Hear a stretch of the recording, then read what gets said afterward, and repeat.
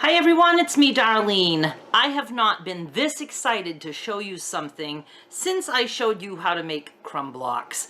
Many of us fell in love with the whole crumb quilting idea, and for some of us the addiction was so bad that we're going through withdrawals now because I haven't been talking about crumb quilting. I'm talking about it today and I'm super excited. We are going to combine crumb quilting with mosaic quilting. Before I start, I want to let you know that I'm not going to be showing you how to make the crumb block because I have a whole entire playlist on that. I will have it linked down below and also on the end screen. If you go to the beginning of that playlist, you'll see how to create the crumb blocks. If you are interested in other methods for doing mosaic blocks, I have a playlist for that too, and I will also have that down below and on the end screen. So let's just get started. You're going to have your crumb block, whatever size you want. You're going to decide what color you want for grout, and I am using black because it really shows up the best on camera so you guys can see what I'm doing. No matter what color you choose for your grout lines, you want matching thread top and bottom. We're going to be doing raw edge grouting. How's that sound for rough and tough? I already don't remember what I've just told you. I want to make sure you know that this is just one of a few methods that I have stuck in my head. I'm going with this one because of all the things I thought up. I think this is going to be the easiest, but it might not be your favorite, and that's totally okay. Do subscribe so you will see what I come up with in the future for other ways to turn a crumb block into a mosaic block. This by far is the best of both worlds for me because I love putting crumb pieces together way more than I like putting mosaic pieces together. It's just so much more easy, brainless. You can just practically do it in your sleep. And then we just add the grout after. So this is just awesome. I think you're going to like it. What you're going to do is cut some grout strips. They don't need to be very wide. When you look at your crumb block, if you have a lot of big pieces, you know, some people do really big, your grout can be wider. Doesn't have to be. Just play with it and experiment. I like to vary the width. I even like to sometimes have the strip be narrower as it goes. I'm just going to be doing different things on this piece so you can see how it looks. The other thing is, generally, mosaic has every individual tile surrounded by grout. But when we're talking sometimes little pieces like this guy right here, you know, I could just put grout around this part, you know, or I could just do this whole triangle. There's no law saying that every single piece has to have grout around it.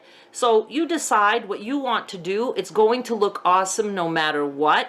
But again, if you did want to, you could put grout around this whole thing, and then you could do different widths of grout. It's all up to you.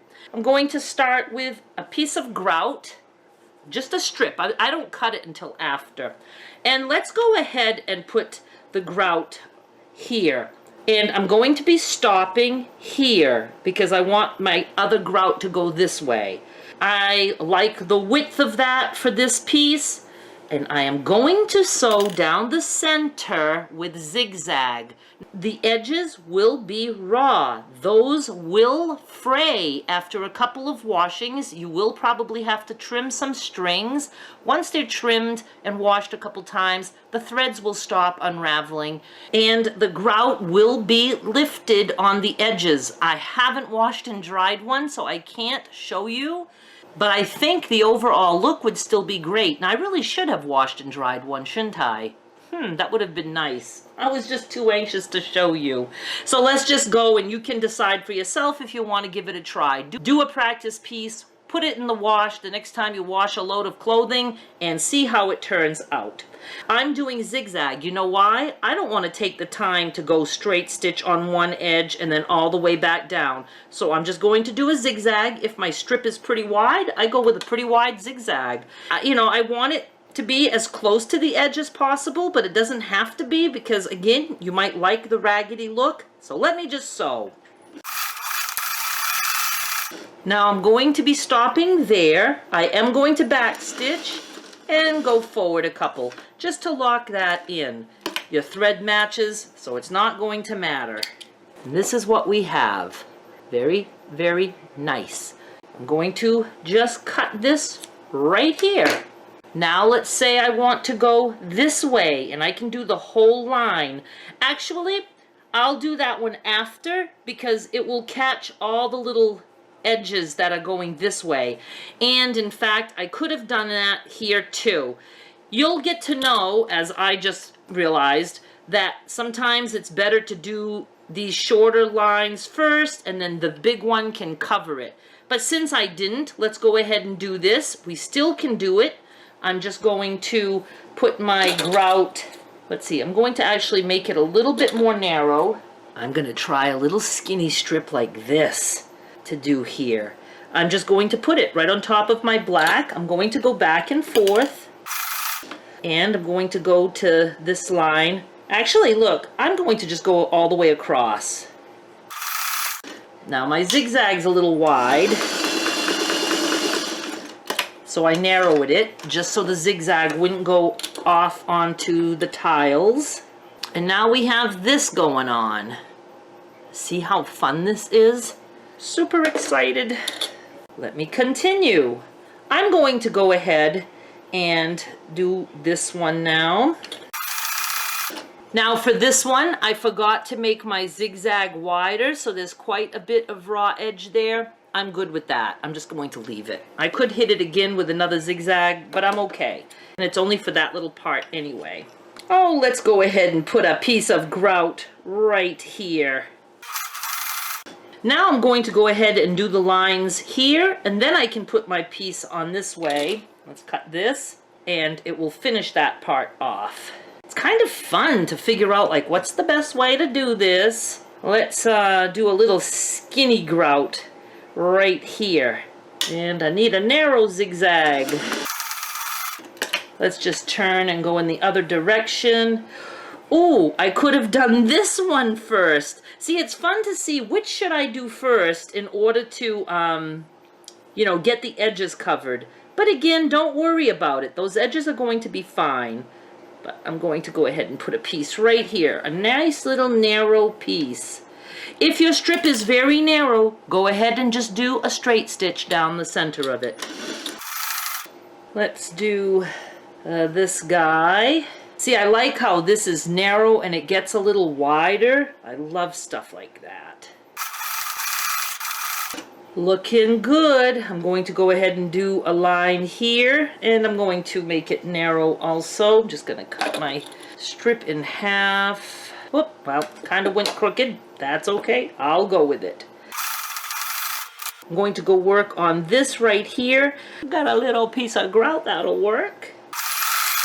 Tried to get a little closer, and I'm going to go with a wider piece here just for the heck of it. I totally forgot that I wanted to take a before picture of this block. I just don't remember these things. I don't know if I'm going to put grout lines on each and every little thing. This could almost just look like its own tile. I'm going with it. And just like here too, I'm going to go ahead and put a strip going in this direction. Oh, I have a skinny piece and I'm going to use it. And let's do one, let's do here. Let's make this a separate entity and this a whole separate entity. Just for the sake of time. And again, you're free to do it whatever way you want. I'm gonna go with narrow because I don't want to lose much of any of that. I will say one way you could do this, but it would cost more money because you would be spending on ribbon, is you could use ribbon or bias tape or whatever you could find, but it does take a lot of it. And what I like better about this is I like the unevenness of the grout. We can make it wide, narrow, all that. We are going to do this piece. I think I will do a line each way because I think I would really like that. I need some more grout. I just have my Grout fabric folded, salvage to salvage, and I'm going to purposely cut it a little bit more narrow and maybe a wider one for when I want wider. We'll be prepared. I'm going to go here.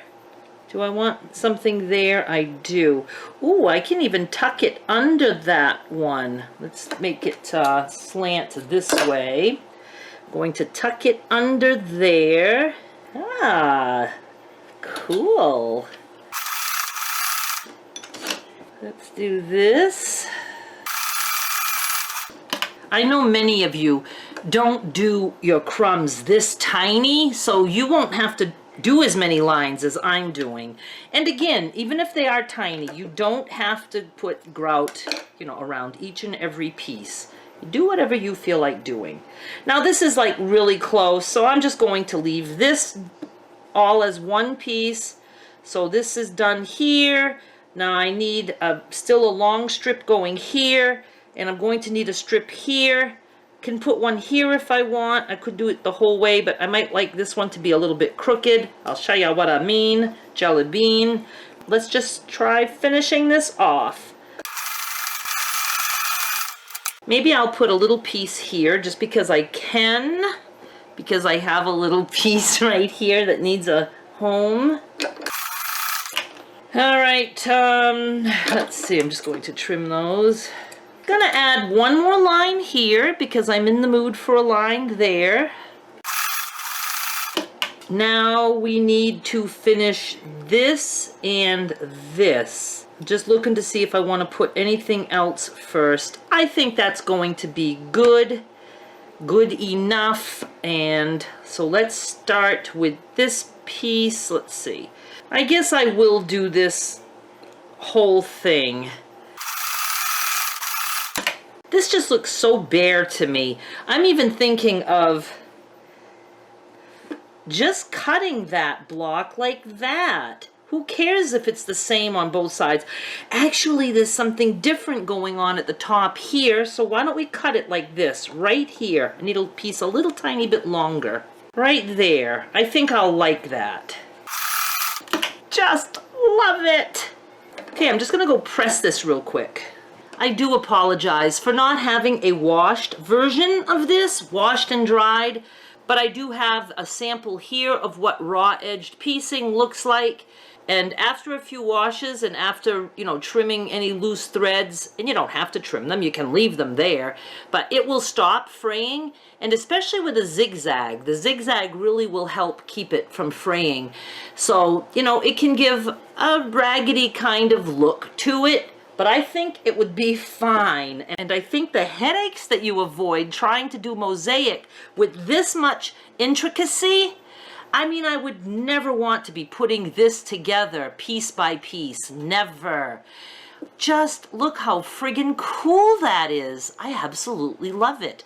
Another thing you could do is, however wide your zigzag stitch goes, you could try to keep your grout just about as wide as that, so that the zigzag would hit right up to the edge or even over the edge a little bit. You wouldn't get any fraying at that point. You also could add fusing to your grout. Double-sided fusing, you could just take, you know, a whole piece and cover it. Then when you cut your strips, you could just put them down and iron them on. And you could leave them that way, or again, you could go over them with a line of stitching, straight stitch, or a zigzag, just to make sure it really stays on there in the wash, but that would stop the edges from fraying too. So that's another option you have. I do have other methods that I will be showing you. I will take a picture of this and put it on the design board, but you have to remember that I'm going to be copying and pasting this one block. Sometimes it makes it look like there's a pattern going on or a design going on, but you would never be making identical blocks. But you will see it that way on the design board. So I'll just put like one quilt up there to give you an idea, and also it'll let you look at this a little bit better. I do see the zigzags. I mean, anybody looking at it up close like this, it's going to see zigzag. But I think from a distance, it's fine. Who the hell cares if they see zigzag on your grout lines? There's no law against zigzags on your grout lines. So I think this is just a success. I absolutely love everything about this. The ease of it and the way it looks. It's so wonky. Again, don't get caught up on making sure every little tile has grout around it. You can have a tile in this world that exists that has all those different little colors. Like you took a very colorful plate and you broke it into a bunch of pieces. And one piece of that plate happened to have a lot of color on it, different designs. That exists in this world. So thank you so much for watching. Do subscribe, and I will be back with more soon. Bye!